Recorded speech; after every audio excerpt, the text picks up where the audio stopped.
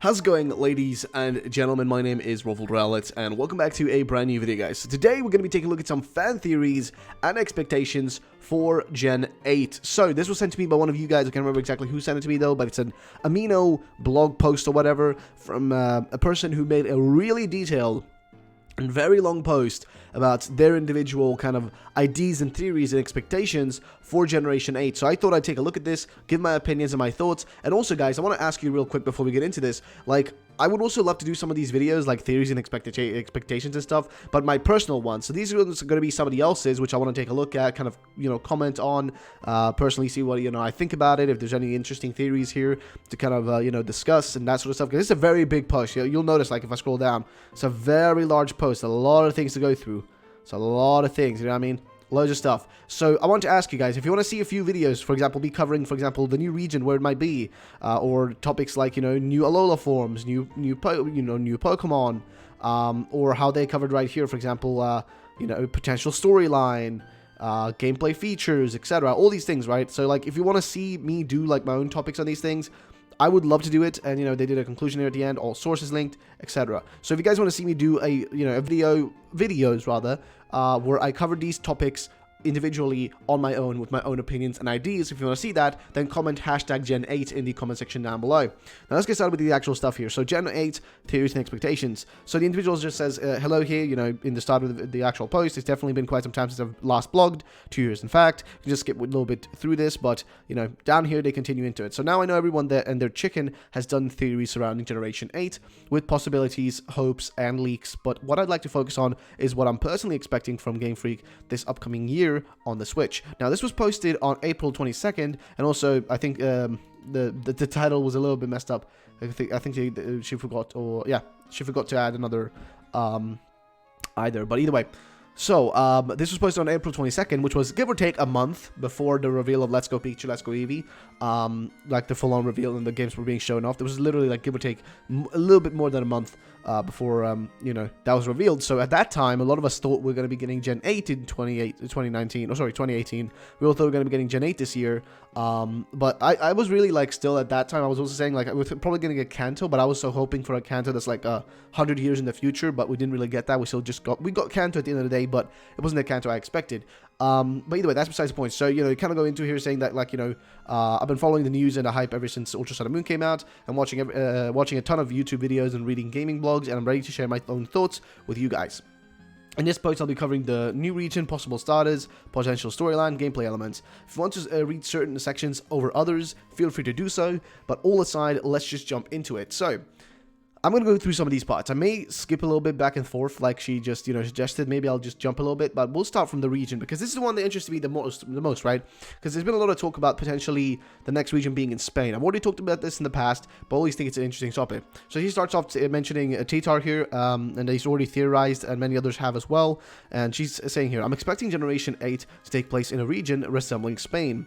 For those of you who don't know, Junichi Masuda recently traveled to Spain, which is honestly suspicious considering Game Freak's history of traveling to the places they base regions on.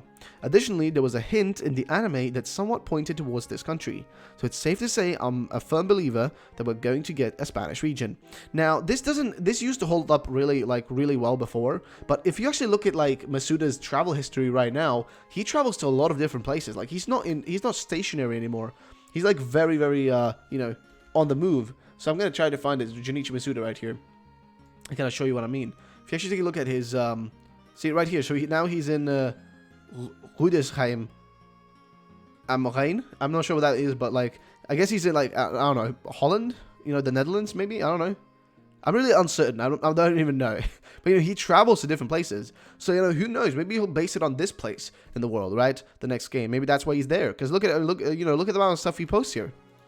And of course, yeah, Let's Go Pikachu, Let's Go Eevee, of course. But, like, what I'm trying to say is, like, he travels to a lot of different places. Guten Morgen. Yeah, is it Germany then? Is it maybe Germany they traveled to here? It's got to be Germany. The houses look a little bit German-ish. The kind of style to them. Though it looks a little bit more run down than German country. So, and also this doesn't look German whatsoever. I don't know, man. I don't know what place this is. My point is, he travels to a lot of different places. It's not like he's just in one place. Stationary, he travels a lot. Okay, yeah, he's in Germany. Okay, cool. So that was Germany, definitely. I thought it was Holland for a second. Very similar, like, kind of geography. But my point is, he travels a lot. It's not like he's a stationary person. And him traveling to Spain doesn't mean he's, the next region is going to be based on Spain. He just traveled there for whatever reason, business related stuff. The same way he traveled to, Germany right here for business related stuff. That's just what I'm trying to get across. So I feel like that's kind of, that argument nowadays just doesn't hold up as much because he travels a lot and we see him travel a lot. He mentions it a lot. So I don't know. Of course, the first thing on everyone's mind would be, what should we expect from a Spanish region? And to answer that question, I'm thinking we could get a region with a lot of mountainous areas similar to how Sinnoh had it, but with a Kalos flair as we receive cities that are close to resembling Barcelona and Valencia, two major cities within Spain.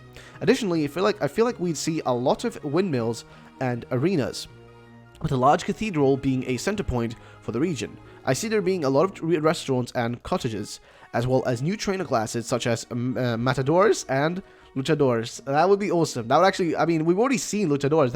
Wasn't that kind of already in like freaking Sun and Moon and Ultra Sun and Moon with Professor Kukui like dressing up as a luchador. So I feel like that's a good connection, kind of a way to like segue into a region that's like, more it's supposed to be based on Spain, right? It would be a good way to do it because like you guys know this already. I think most of you do, but Game Freak are known to often kind of like hint for next regions in their current games, in the current generation. So like if you have Gen 6, there'll be something in Gen 6 that hints towards Gen 7. For example, in Gen 6 you had the souvenir, right? The totem souvenir, which was like one of those tiki souvenirs, right? And that was hinting at a Hawaii-based region. Now in in Sun and Moon, you have stuff that hints at a Spanish region. You know what I mean? There's a lot of hints here and there. So the possibility of a Spanish region would be smart because then you can link it well together with Kalos and have Kalos as kind of a backdrop to it and be like, oh, there's a connection to Kalos. We're close to it or whatever. So let's continue. As far as Pokemon Go, I think we could see a large variety of Pokemon based on the expensive wild. Wait, not sure how Pokemon Go is included here, but Pokemon based on the expansive wildlife Spain has to offer. Personally, I would hope to see more bird Pokemon since Spain and other Spanish countries have such a large variety of them, as well as more Pokemon based on mythology, since Spain doesn't seem to lack in that area. With this, I'm expecting a flying evolution that's been circulating the internet for quite some time now, and probably a lot more normal /fighting /rock types being added, which I'm totally okay with. Rock types need a buff, and there aren't many of them compared to other types. So, I know we've been talking about like a potential new evolution a million times at this point, right? We mentioned it so many times, and I feel like that's something that I've always been on board for. I want a new evolution. I feel like it's time. We haven't had a new evolution since like Gen 6. I feel like we've now had enough games. We had Gen 6, then we had Oras, Sun and Moon, Ultra Sun and Moon. Let's go. I feel like now it's time to just give us another another evolution, because the last one came out in 2013. X and Y, Sylveon. That was like way long ago. That was like a long time ago. What, 5 years? It's been a long time. So I feel like it's time for us to get a new evolution, which I think we will. So perhaps Pokemon, and also I think it's smart to have a new evolution because the popularity spike for Eevee, now that we have Let's Go Pikachu and Let's Go Eevee, right? Eevee's going to get a lot of popularity spikes right now. People are going to be like, oh, Eevee's really cool. I like Eevee. And that's going to give people a reason to want to be like, once they announce, Generation 8, and they show us like a brand new Eeveelution, people will be super ecstatic. Like, oh my god, it's a brand new Eeveelution. Holy crap, this is amazing. I love Eevee. I played Let's Go Pikachu. I played Let's Go Eevee. And I want to have a brand new Eeveelution. This is awesome. So, like, it's a good way to kind of market, right? A new evolution always going to bring a lot of people in. Perhaps Pokemon based off of Ocelots, armadillos, and cobras, or swordfish as well. Swordfish Pokemon would be awesome. Those would not only be cool IDs, but give us a really exotic vibe that we haven't felt in the game since Hoenn. I'm sorry about that. I don't agree there. I don't want the exotic vibe, right? Personally, I feel like we already had the exotic vibe from Sun and Moon. I'm kind of tired of that.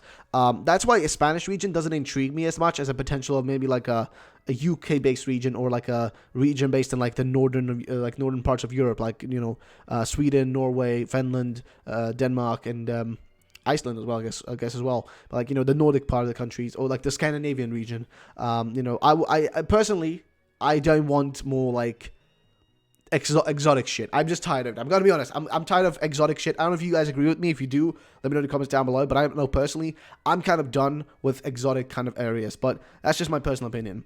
So, but I do kind of like, I don't mind something like maybe like a very if not foresty, but a very like, you know, jungle-esque type of thing. You know what I mean? Like, I would love if they made like a region based in like the parts of the world where like the old Inca Empire used to exist. I would love that. I think would be really cool. But either way, let's continue. So possible starters and legendaries.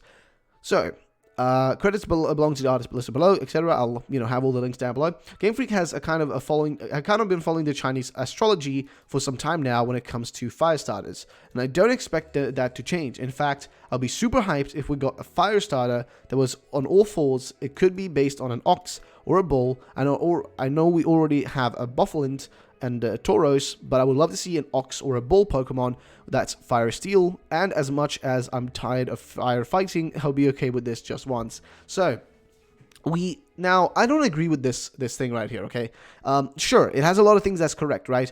But there's a lot of incorrect things here, right? So for example, pig, you know, for Tepig, okay, sure. Fennekin with a dog. You know, Fennekin is a fox. It's literally a fox, which means it doesn't fit into the dog area. But I guess like if you want to stretch it out and be like, okay, but they're similar enough, so you can kind of count them as the same. Sure. Then we got Torchic, which is a little chicken. Rooster makes sense. Sure, you can make the connection. Monkey, you know, this makes sense as well.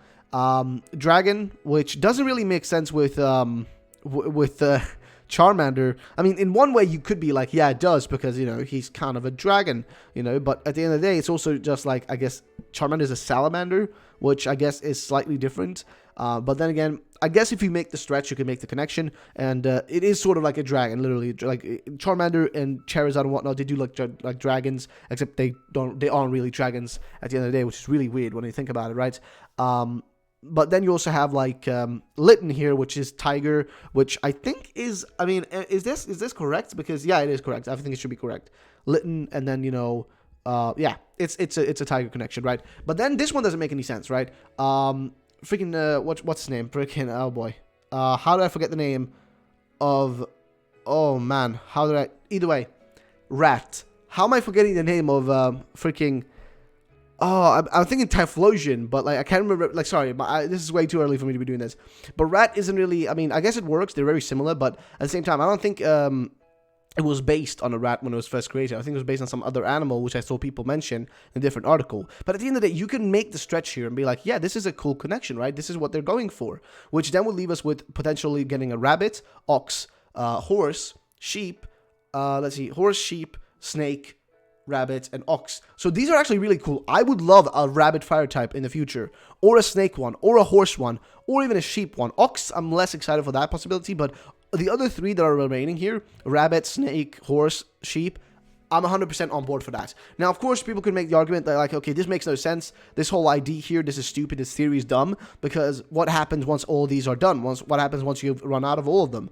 Well, I think the logical thing at that point is to just restart back from Charmander, you know what I mean, and make a new dragon type. That'll be the logical way to go about it if this is how they're actually, like, basing their starters on. So far, it's been correct, which is the insane part, right? So far, a lot of them have been correct. Pig, you know, chicken, monkey, tiger, right? At least, like, 1, 2, 3, 4. 4 are correct, at least. And then you have, like, 3 that are a little bit uncertain, you know. Fennekin, dog, you know, it's actually like a fox, but then again, you have, you know, you got Charmander, you know, it's like working. It's not like, whatchamacallit, man. It's not like it's super unlikely. I actually think there was an article that specifically, like, broke these down a little bit further, you know what I mean? They kind of, like, broke them down in general and told us, like, a little bit more about them. And also, Cyndaquil, I think Cyndaquil specifically wasn't really, like, is it really a rat? Rat? I'm gonna see if it actually is a rat. How is Cyndaquil a rat? Cyndaquil, let's see. Maybe there's an actual post about it. So it's a fire mouse. Okay, so it's a mouse. It's not actually a rat, but it's a mouse, which, again, you can make the stretch, right? It's not a rat Pokemon, but it is a mouse Pokemon. So it's similar to, like, I guess, Pikachu, I guess, kind of in style. I guess that's what it's kind of similar to. But again, it's a mouse Pokemon. It's not a rat, but you can make the stretch, right? You can connect them. So I feel like that's what they're kind of doing here. You know what I mean? They're vaguely inspired by all this. So a rabbit potentially next, snake, horse, sheep, Ox, very possible.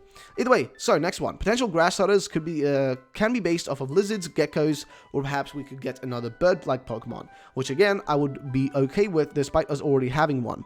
I think possible dual typings could be grass ground or grass flying as far as water types goes. I think we should see maybe a dog Pokemon based off of a Spanish water dog, or perhaps a snake/antelope to kind of fit that Spanish aesthetic with water ground and water steel dual types. So that's what she's talking about, down here. You got the antelope thing going on. In terms of legendaries, Spain has no shortage of myths and legends, all which have creatures that I would love to see be featured as legendaries. I will be expecting a legendary based off of a Periton and Alicanto, cool.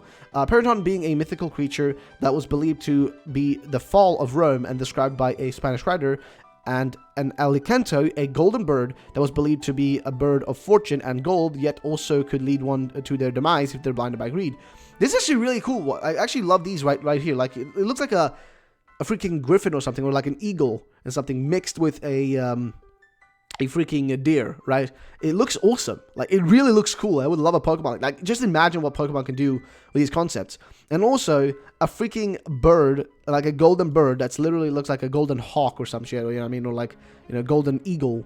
It looks amazing. Like, I would love this. And I think it's like really cool that these things exist, because I would just, oh man, I could imagine like the box cover with like a golden, like, a Pokemon bird, like similar to kind of like Ho-Oh, because I think like this is a little bit similar to Ho-Oh, because Ho-Oh is kind of like, it's not really, yeah, it is kind of golden, right? It's kind of got the similar thing going on there. So, maybe they wouldn't do really like another golden bird legendary, because I feel like maybe that would be like, oh, that's too much like Ho-Oh, that wouldn't really fit. But then again, I think it would be cool. So they'd be gorgeous legendaries, and working them into a storyline wouldn't be difficult, indeed. Potential storyline though. Okay, so in a leak on a shady website TarantarTube investigated, there was a post about a plot being about tradition versus innovation from a shady but somewhat reliable source. I honestly can't say it's not plausible because it is. It's definitely been a huge thing in the Pokemon community for over the years. You have a lot of older fans who love to soak in the nostalgia of the good old days and want Kanto back, while younger fans want new regions and new storylines. It's been a large source of controversy between fans on what would make the game better. What Game Freak needs to do, with a lot of it coming down to a matter of opinion, since it's such a subjective topic. That being said, I could see the storyline definitely going along the route of an evil team that's looking to innovate in all the wrong ways while being in a region that's very traditional. Spain in itself has a culture that's very conventional, with traditions having been passed down from family to family for centuries. With this, we could see less of a let's end the world teams of villains, and more villains who resemble Team Plasma in the sense that they have good intentions, even if being pursued in less ideal ways. Which is good. That would be lovely. I would love this. Right here is smart, right? So this would be great. This whole idea of like tradition versus innovation, right? This is actually a really cool concept. I feel like it really would work well in the Pokemon game, as we kind of see that today, right? For example, a lot of us are not excited. A lot of us who are newer fans, who have been around for a longer time, who may, like new/old fans, right? So you have a lot of old fans who are just like, great, I want to play Kanto again, let's go Peach, let's go Eevee, that's great for me. While some of the newer ones here, like myself, I'm not from Gen 1, I didn't grow up with Gen 1, I grew up with Gen 3. I'm just like, I want to see more new regions, I want to see new stuff, right? That's what I want to see. I don't care about like Kanto again, I don't give a shit. I want to see like a brand new region, brand new Pokemon, more innovation, etc. And that's where I feel like this will be a good like kind of like reason to make, right? One where like one side is trying to keep the tradition, while the other side is trying to innovate and explore and go beyond. So that would be really awesome. Or perhaps the evil team are traditionalists, while the region is trying to innovate. I could see these two working in the sense that they're sabotaging the future of technology for the Pokemon War region because of the fear of change and the fear of losing their roots in favor of big cities and greed. Either way, too much of anything is bad and bad thing, and I'd like to see how Game Freak could resolve a storyline that requires there to be a balance between how much value we put into the past and how much value we put into the future. They attempted to balance a storyline like this in Generation 5, which fell a bit short in its resolution, but overall, I would love to see a new kind of storyline that's not trying to end the Pokemon world as we know it. It'd be refreshing and give us the players something to think about, which I think is good. I don't know, people who hate Gen 5, like, come on, man, like it's not the worst generation or anything. It's definitely in my eyes a really, really good generation, one of the best ones they've made. It was interesting, sure. If you want to just bitch about the fact that there was a lot of Pokemon designs and some of the there were a few misses, which you bash on the whole generation just because we had like a garbage Pokemon and ice cream, right? You're literally bashing on a full region just because of like maybe 3 Pokemon being weird and just kind of poor designs. You're bashing on a full region because of that. The actual game itself, the story, was way better than most Pokemon games. So that argument just, I don't know, it really annoys me when people just call it trash just because, oh, just a few shit Pokemon, whatever. Gameplay features. Okay, so this I actually think is really interesting. So I've not a single doubt in my mind that trainer customization will come back in Gen 8 for sure. Because they've already doing that, now in Let's Go as well, so I think it's guaranteed that's going to happen again. They spoiled us in X and Y with many outfits and choices, just being able to customize at all. It's one of the most demanded features in the Pokemon games. One of the biggest criticisms of ORAS was the move to take out trainer customization, which didn't sit well with the fans after having been spoiled by X and Y, which I don't care here. It was a remake. If you're going to bitch about there being no customization in a remake, then you don't know what a remake is. A remake is supposed to remake the old feeling of those games. I would be weirded out if I was able to, like, outfit like Brandon or something like that, or May, you know what I mean? Just be feeling weird to me, because it was supposed to be a remake. A remake is supposed to just recreate the old journey you had from the previous games, and not have these new things from the newer games, like, customization and stuff. It's supposed to have its own, like, unique little features, for, hence why ORAS had the deck snap and stuff. But yeah, either way, it's besides the point.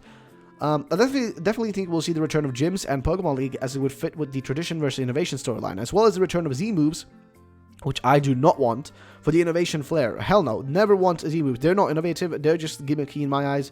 Additionally, I personally don't believe we'll see Pokemon walking with us anytime soon, and while it is on every single list of hopes for Gen 8, I think we'd be setting our expectations too high with wanting extensive trainer customization, wanting over 700 different Pokemon to walk with us, and also demanding an open world and more choices in storylines. Not to mention that people are screaming about wanting to travel to other regions. Now, this has already kind of been doable. This is very doable. They already have the walking animations for all the 807 Pokemon. They already have following animations, and we've already seen following Pokemon in Let's Go Pikachu, Let's Go Eevee. So this doesn't really hold up. And in terms of just having an extra region, this is something they can do. It will just take longer. And the thing is, they just won't do this because it doesn't benefit them. They can make more money by spending that extra time they added another region to these games and just make a new game. They'd rather just do that instead of spending their money and making a brand new, extra region. Either way, all this would leave us with a really expensive game that we'd have to wait for a long time to be complete, and realistically, I don't see it. But of course, I could be wrong to some degree, and I hope I am. Along with that, rumors are going around that we're going to get a new battle system, which I can't say I'm not nervous about if it happens to be true, but I trust Game Freak knows what they're doing, so I don't want to touch on this topic too much. I'm expecting Battle Royale to make a return, or at least something similar. If the region is based on Spain, I'd be disappointed if they didn't have some kind of minigame or battle simulation that reflected Spain's history of bullfighting. Of course, blood-free, Pokemon-friendly version of this, of course, whatever. Additionally, Pokemon riding would have to return, as not being able to ride mountain goats or bulls is just a missed opportunity. So, post-game wise, I'd be expecting the ability to explore other islands, as Spain has the Canary Islands, and I'd love if we had some sort of fiesta or carnival at some point within the game. They are widely popular in Spain, and we didn't see it with some minigames. It's a huge missed opportunity. So, I don't know what to expect for other gameplay features besides HM still being absent and probably return of Rotom decks, but I am hopeful and super hyped for what Game Freak might have in store for us. They said not to get your hopes up too high, but alas, here we are. So, this is true, by the way. I should probably definitely cover this again, like the hopes thing that they mentioned, which gets me a little bit worried about Gen 8. But yeah, I'm probably going to do a video on that. So, either way, guys, that's just about it. So, I like a lot of things that were mentioned here. I think a lot of good stuff is in this, post. The potential storyline, I would love the innovation tradition thing. The legendary potential is cool. Starter Pokemon is a high potential that could be real, this whole calendar, Chinese calendar thing.